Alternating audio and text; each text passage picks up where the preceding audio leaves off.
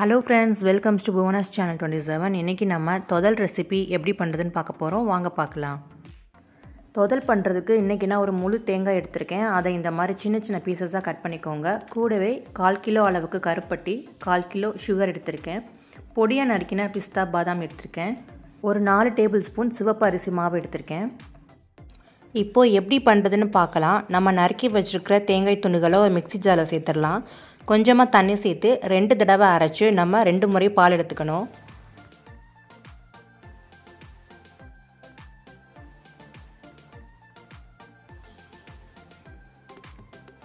தேங்காயை மிக்ஸி ஜாரில் சேர்த்ததுக்கப்புறம் கொஞ்சமாக தண்ணி சேர்த்துக்கலாம். இந்த மாதிரி அரைச்சி எடுத்துக்கோங்க. இப்போ நம்ம அரைச்ச தேங்காயை ஒரு வடிகட்டியில் சேர்த்து வடிகட்டி தேங்காய் பால் எடுத்துக்கலாம். இது முதல் பால் நல்லா கெட்டியாகவே இருக்கும். ரெண்டாவது தேங்காய் பால் எடுக்கிறதுக்கு இந்த தேங்காய் கூடவே இன்னும் கொஞ்சம் தண்ணி சேர்த்து நம்ம மறுபடியும் மிக்ஸி ஜாரில் அரைச்சி வடிகட்டிக்கணும். அதுதான் ரெண்டாவது தேங்காய் பால். இரண்டாவது தேங்காய் பாலும் எடுத்தாச்சு. இப்போ இதையும் அது கூடவே சேர்த்து வடிகட்டிக்கலாம்.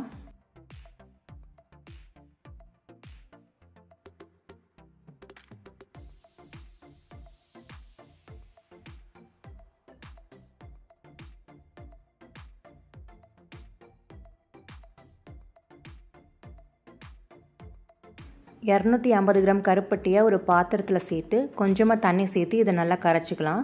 அதில் இருக்கிற சக்கைகளை வடிகட்டுறதுக்காக தான் நாம் கரைக்கிறோம். கருப்பட்டி சேர்த்து தான் இந்த ரெசிபியை செய்வாங்க. கருப்பட்டி கிடைக்காத பட்சத்தில் நம்ம வெல்லம் சேர்த்தும் பண்ணலாம்.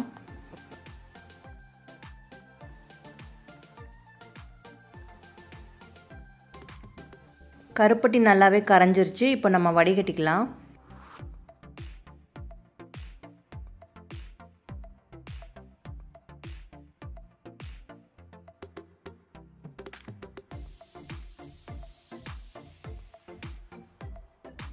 கூடவே 250 கிராம் அளவுக்கு சுகர் சேர்த்துக்கிறேன். சுகர் எதுக்காக சேர்க்குறேன் அப்படின்னா, கருப்பட்டி சேர்த்து செய்யும்போது கூடவே சுகர் சேர்த்தும் செஞ்சோன்னா அதோட இனிப்பு சுவை இன்னும் கொஞ்சம் நல்லா எடுத்து கொடுக்கும். அதனால தான் சுகரை சேர்த்துக்கிறேன். ஒரு 4 டேபிள் ஸ்பூன் அளவுக்கு சிவப்பு அரிசி மாவு சேர்த்துக்கிறேன். இதுக்கு பதிலாக நார்மலான அரிசி மாவு கூட சேர்த்துக்கலாம்.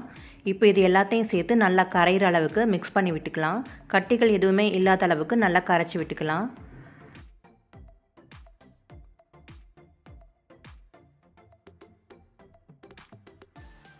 நல்லா கரைச்சாச்சு. இப்போ எந்த பாத்திரத்தில் நம்ம தொதல் செய்ய போகிறோமோ அந்த பாத்திரத்துக்கு மாற்றிக்கலாம்.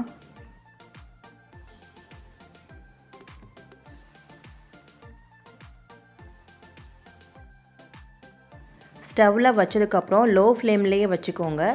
கைவிடாமல் இதை கிளறிக்கிட்டே இருக்கணும். அப்போ தான் இதை அடி பிடிக்காமல் இருக்கும்.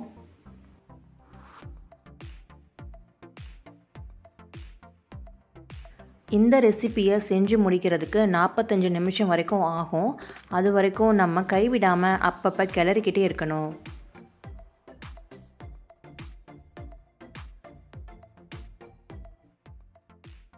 முழுக்க தேங்காய் எண்ணெயோட ஃப்ளேவரில் தான் இந்த ரெசிபி இருக்கணும். அதனால நான் நெய்யோ ஏலக்காயோ இதில் சேர்க்க போகிறதில்ல.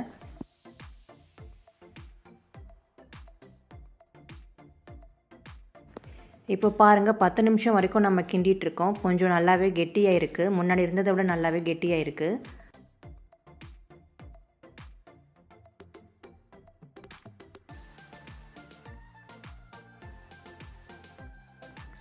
நல்லாவே இறுக ஆரம்பிச்சிருச்சு பாருங்கள். இந்த பதம் வரும்போது நல்லாவே அடுப்பு சிம்மில் வச்சுருங்க, இல்லைனா மேலே தெறிக்கும்.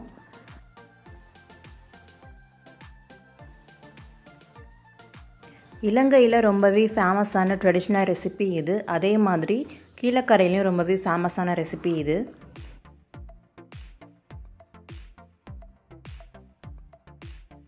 இப்போ ஒரு அரை மணி நேரமாக நான் இதை கிளறிட்டு இருக்கேன். நல்லாவே கெட்டியாக இறுகி வந்திருக்கு பாருங்கள்.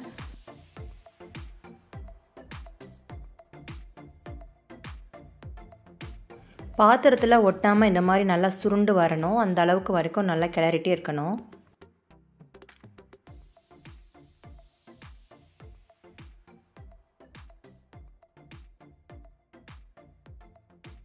ஓரங்களில் படியாமல் எல்லாத்தையும் எடுத்து விட்டு கிளறிட்டே இருங்க.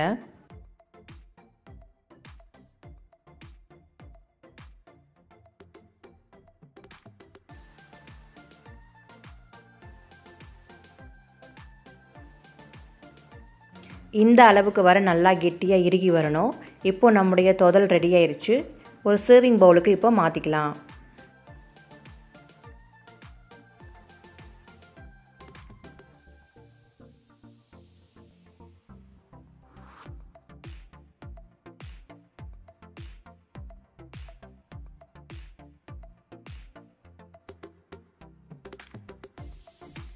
இதை அப்படியேவும் சாப்பிடலாம், இல்லைன்னா நட்ஸ் ஆட் பண்ணியும் சாப்பிட்லாம். கார்னிஷிங்காக இதை நல்லா ஃப்ளாட் பண்ணிக்கிறேன்.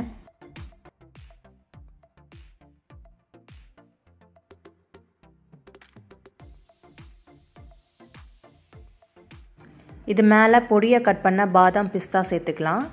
இது ஆப்ஷனல் தான், வேணும்னு ஆட் பண்ணிக்கலாம், இல்லைன்னா விட்டுடலாம்.